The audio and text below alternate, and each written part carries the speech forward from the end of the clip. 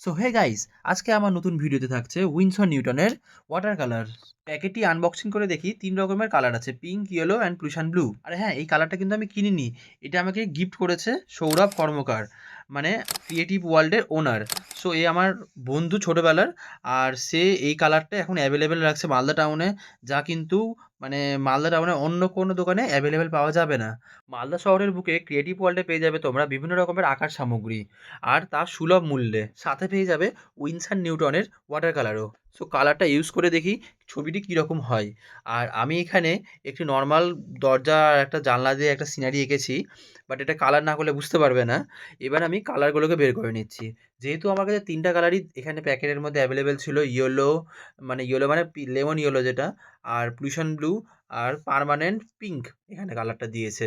So এই 3টে colour দিয়েই আমি ছবিটি কমপ্লিট করব। ফার্স্টে লেমন ইয়েলো কালারটাই গুললাম। এখানে যে ওয়ালটা আমি দেখিয়েছি সেটা আমি লেমন ইয়েলো কালার দিয়ে কভার আপ করে নিচ্ছি। এই উইনসন কোম্পানির যে কালারটা আমি প্রথমবারই ব্যবহার করলাম, আর কালারটা ব্যবহার করে সত্যি একটু অন্যরকম লাগছে, কেননা এখানে আমি কালারটা তুলনামূলক অল্পই নিয়েছি, আর জল দিয়ে আমি পুরো ওয়ালটাকে কভার আপ করে নিলাম। এবারে ইয়েলো কালারের সাথে আমি একটু পিঙ্ক কালার আর একটু ব্লু কালারটা মেশালাম।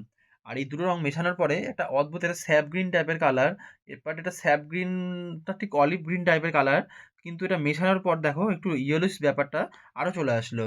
মানে এই ইয়েলো ব্যাপারটা কিন্তু আমি নিজে থেকে করিনি, এটা অটোমেটিক্যালি কালারটা মেশানোর জন্য হয়েও গেল। তো যেহেতু হয়তো বেস কালার প্রথমে ইয়েলো এখানে বেশি ছিল কালার পরিমাণটা, তাই জন্য হয়তো হলো, নাকি এটা আমি ঠিক বুঝলাম না ব্যাপারটা, বাট এটা হলো কালারটা। আর আমি এখানকার যে প্লুশন ব্লু সেটাকে একটু পাতলা করে গুলে নিয়ে দরজা আর জানলাতে দিয়ে দিলাম। সাথে সাথে যে পিঙ্কটা দিয়েছে সেই পিঙ্কের সাথেও সামান্য পরিমাণে আমি ব্লুটাকে মেশালাম, তাহলে কালারটা একটু কালচে টাইপের আসলো। আর সেটা দিয়েই আমি সিঁড়ির রঙটা করে নেব।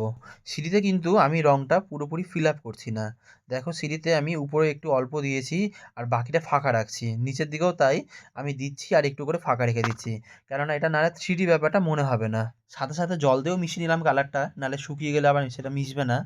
আর এবার এই পিঙ্ক কালারটা যেটা তৈরি হয়েছে তার সাথে একটু আবার নীলটা দিয়ে রঙটা একটু কালচে টাইপের করে নিলাম। আর সেটা দিয়ে আমি যে দরজার যে বর্ডারগুলো মানে পাথরের এই বর্ডারটা দেওয়া হয়েছে, আর মাঝখানে যে বর্ডারের মানে পাথরের যে খাঁজগুলো, সেটাকেও আমি এই ডিপ কালারটা দিয়ে হাইলাইট করে নিচ্ছি। একই রকমভাবে জানলাটাতেও আমি বর্ডার করে দিচ্ছি এই কালারটা দিয়েই। জানলাতেও দেখো আমি ওই যে বর্ডারটা দিলাম, তো সেখানে কিন্তু আমি ভিতরের দিকটা আমি একটু শেড দিয়েছি, তাহলে জানলাটা একটু 3D টাইপের মনে হবে। একই রকম দরজাতেও আমি এই শেডটা দিয়ে দিচ্ছি, যেটাতে দরজার এই দিকটা মানে একটু বাইরের দিকে বেরিয়ে আছে, আর দরজার যে মেন পার্টটা সেটা ভিতরে আছে, তো সেটা বোঝানোর জন্য এটা দেওয়া। এবার আমি ফুলটা করার জন্য মানে এটা যে গাছের ফুল একটা গাছ, তো সেটা আমি পিঙ্ক কালারটা দিয়েই করে ফেললাম। আর তার সাথে যে স্যাপ গ্রিন কালারটা তৈরি হয়েছিল তার সাথে একটু প্লুশন আরেকটু মিশিয়ে আমি কালারটা একটু ডার্ক করলাম, নিয়ে পাতাটাকে আমি এখানে দিয়ে দিচ্ছি। পাতাটা দেওয়ার সাথে সাথে আমি কিন্তু লেমনটাকেও ব্যবহার করছি, কেননা লেমনটা দেওয়ার ফলে পাতাটা আরও একটু গ্রিন গ্রিন ব্যাপার একটা হাইলাইট হচ্ছে। আর তার সাথেও যে মিশানো একটা ব্যাপার, তো সেটাও আমি দিচ্ছি। এখানে কিন্তু আমি জল দিয়ে আর মিশালাম না কালারটাকে, পুরো কালারটা ইউজ করলাম। এবার আমি প্লুশন ব্লুটা দিয়ে দরজাতে আমি একটু হাইলাইট করে দিচ্ছি, কেননা দরজাগুলো তা নাহলে ভালো লাগবে না। আমি শুধু বেস একটা লাইট ব্লু কালার সেটা দিয়ে রেখেছিলাম।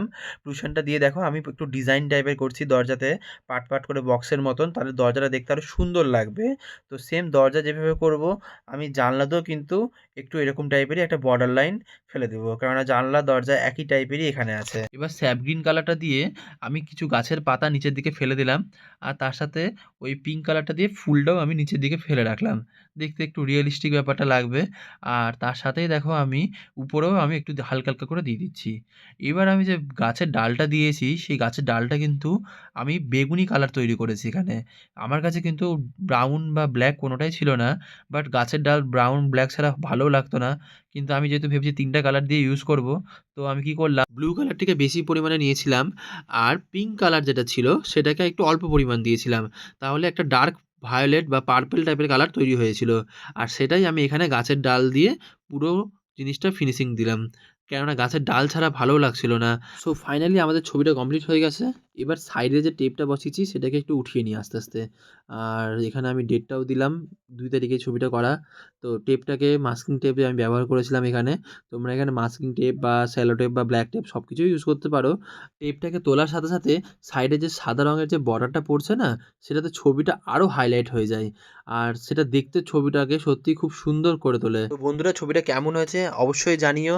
আর চ্যানেলে নতুন থাকলে অবশ্যই সাবস্ক্রাইব করো, ফেসবুকে হলে ফলো করো। দেখা হচ্ছে তোমাদের সাথে পরে একটি নতুন ভিডিও নিয়ে। Bye bye.